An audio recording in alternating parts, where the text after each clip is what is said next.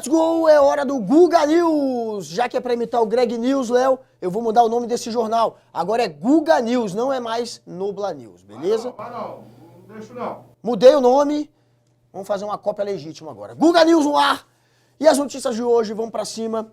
Major Olímpio, senador, morto em combate contra o coronavírus. Foi num dia qualquer de janeiro último. O ex-secretário da Receita Federal, consultor de empresas e pernambucano Everardo Maciel soube que o senador Major Olímpio do PSL de São Paulo queria se reunir com ele virtualmente e assim aconteceu.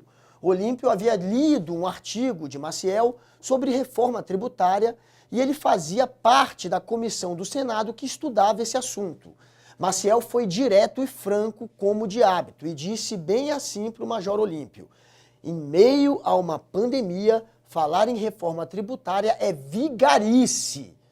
E comparou, em meio a um incêndio, como se pode discutir o futuro da humanidade? Em meio a uma pandemia, só cabe discutir vacinas. Refeito do susto que levou, o senador perguntou a Maciel o que então ele sugeria. E o ex-secretário da Receita sugeriu que o Major Olímpio apresentasse uma proposta de emenda à Constituição para isentar tributos por 5 anos de quem produzir, transportar ou aplicar vacinas. Olha aí a conversa que rolou entre o Everardo Maciel e o Major Olímpio. O senhor poderia me ajudar a redigir a emenda? Perguntou o Olímpio.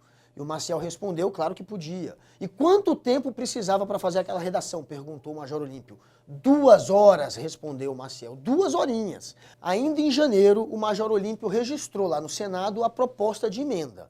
Mas para que ela começasse a tramitar, eram necessários o apoio de pelo menos 27 senadores. E em meados de fevereiro, o Olímpio teve que interromper aí a coleta de assinaturas. Em pouco tempo ele já tinha 17 assinaturas, mas já não se sentia bem. Morreu vencido pelo vírus, aos 58 anos de idade, depois de um período de internação que o levou a ser entubado 2 vezes. Ele deixa a mulher, 2 filhos e uma proposta que o Senado poderia levar adiante.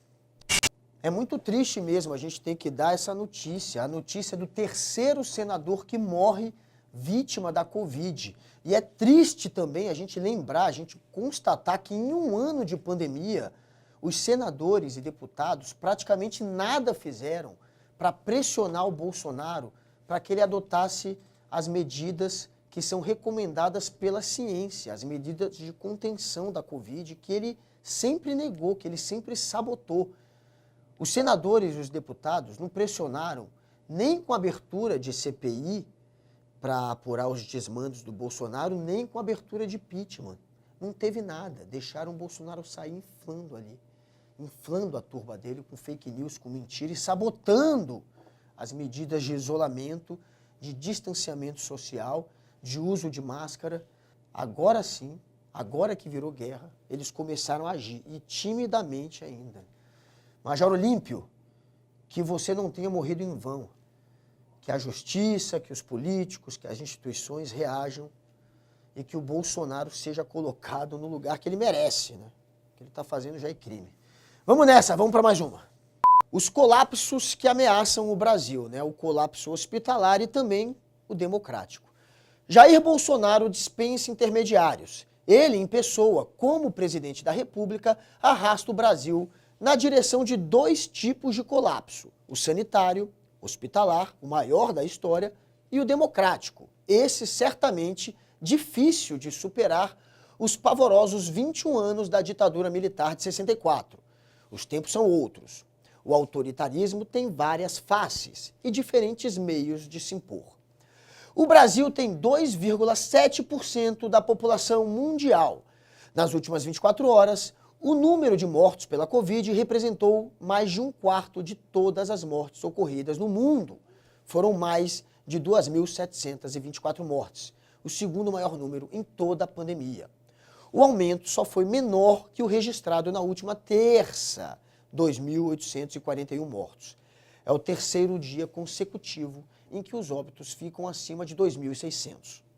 Foram registrados mais de 86 mil casos, totalizando mais de 11.780 mil. 16 estados e o Distrito Federal estão com a ocupação de leitos de UTI acima de 90%.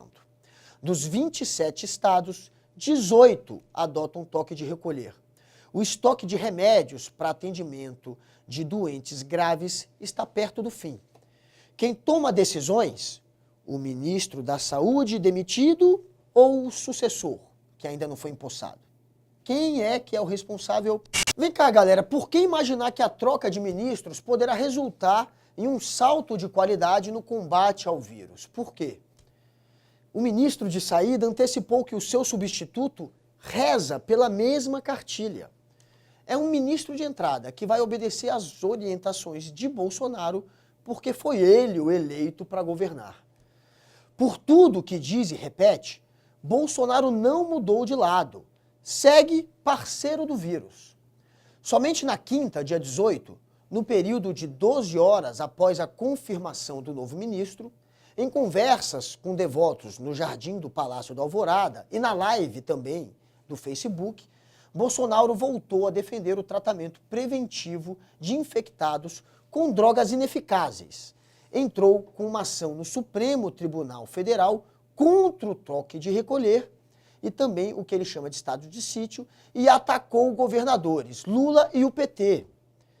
A quem desconfia estar doente, ele aconselhou: vou fazer a voz do Bolsonaro, hein, Léo? Oi, você passou mal?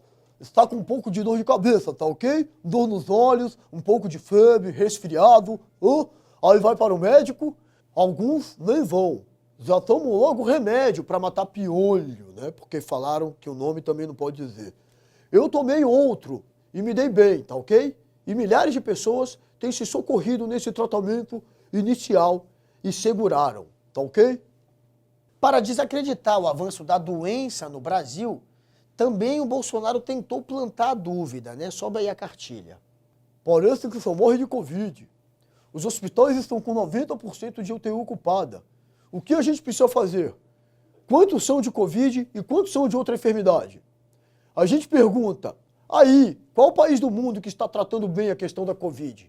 Aponte um. Todo local está morrendo gente.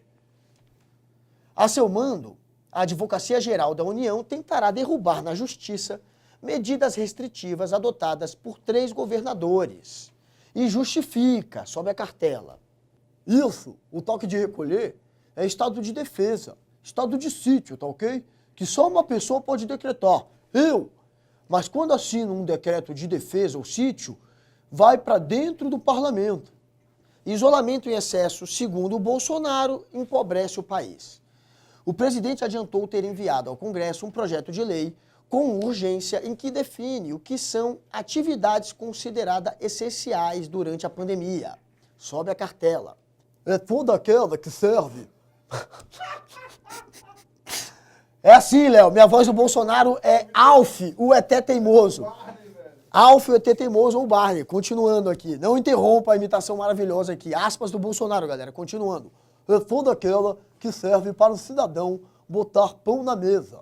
Então, tudo passa a ser atividade essencial. Nossa, que reflexão, hein, Bolsonaro? Gênio.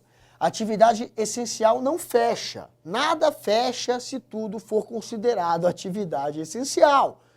Portanto, mais mortes à vista. Enquanto o Bolsonaro preparava o país para encarar novas mortes que poderiam ser evitadas, aconteceu mais um episódio de apagão democrático.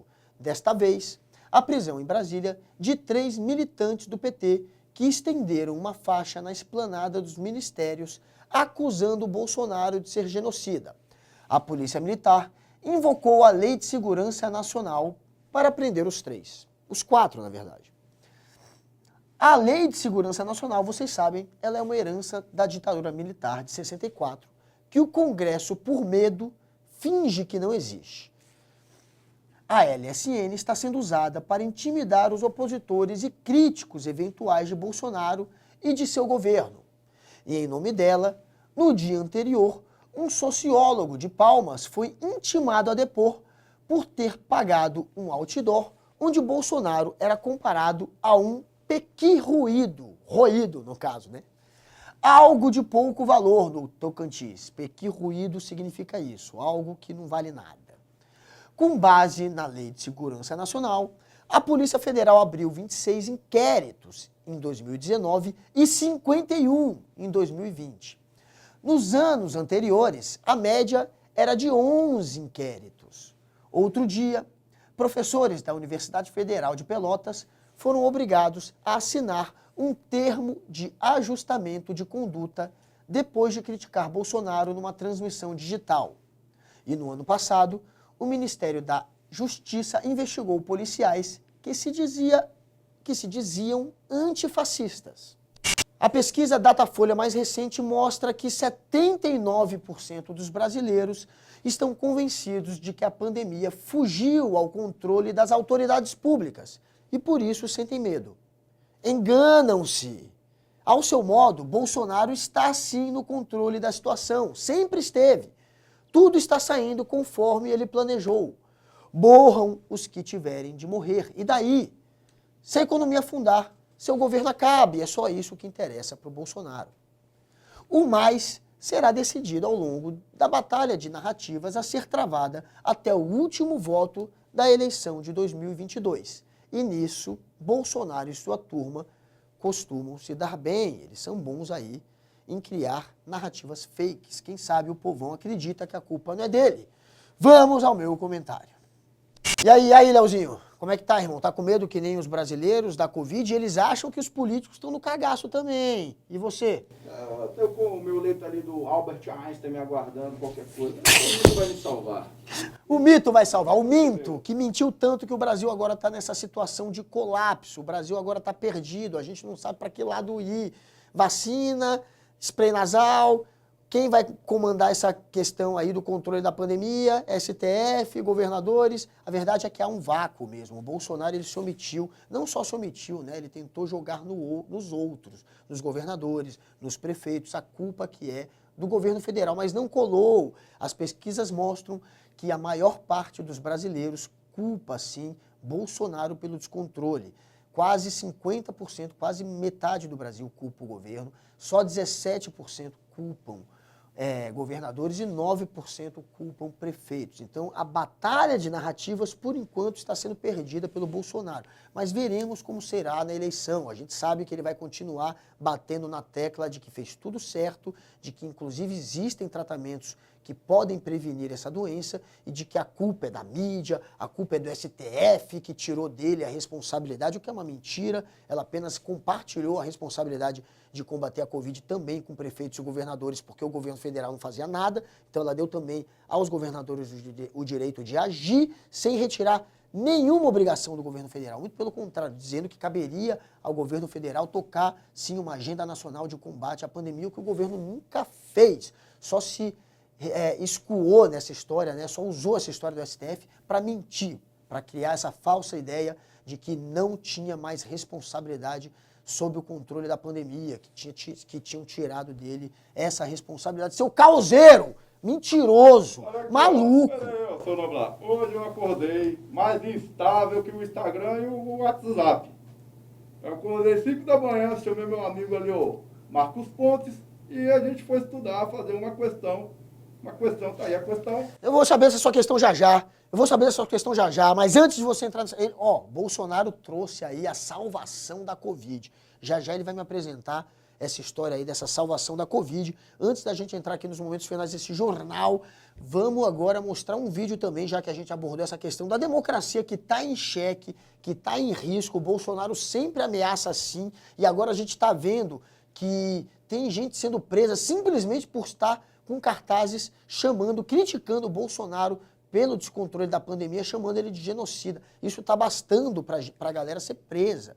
O pessoal está querendo usar a história do Daniel, do deputado Daniel, que foi preso por ameaçar a democracia, por recorrer nesse tipo de ameaça, por apelar para a violência, sim, por ser alguém que cometeu infrações que põem em risco o sistema democrático, e é para isso que serve a Lei de Segurança Nacional, né? Para esse tipo de caso. Ele, por conta desse caso, abriu uma porteira para que o governo federal passasse a atacar críticos do governo, críticos do Bolsonaro, com esse papinho de que eles estariam incorrendo também em crimes da Lei da Segurança Nacional, que é uma cascata.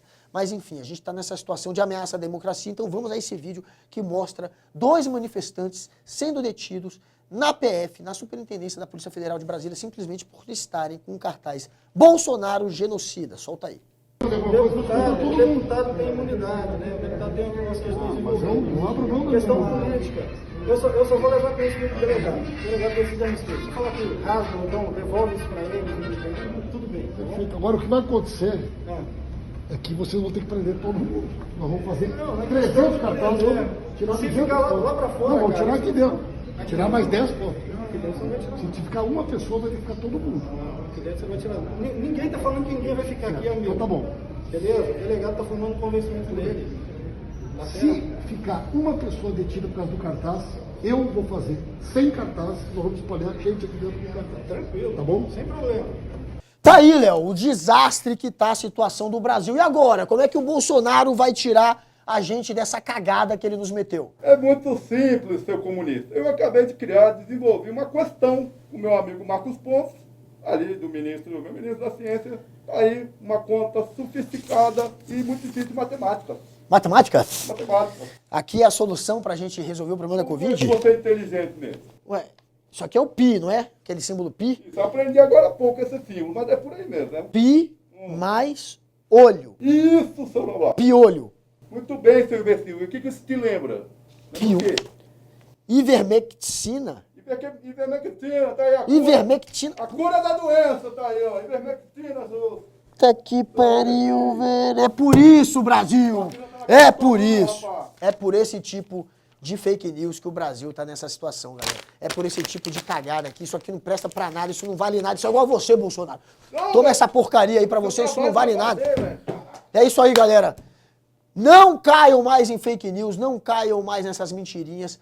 A única coisa que resolve agora é ficar em casa, é algum tipo de distanciamento social, de lockdown e é, claro, a vacina, que a gente está no final da fila. Hey ho, let's go. Hora de partir, 4h20. Remédio para piolho aqui eu não tomo não, irmão. Aqui a gente toma outra coisa. Eu quero experimentar essas ervinhas aí que você anda falando.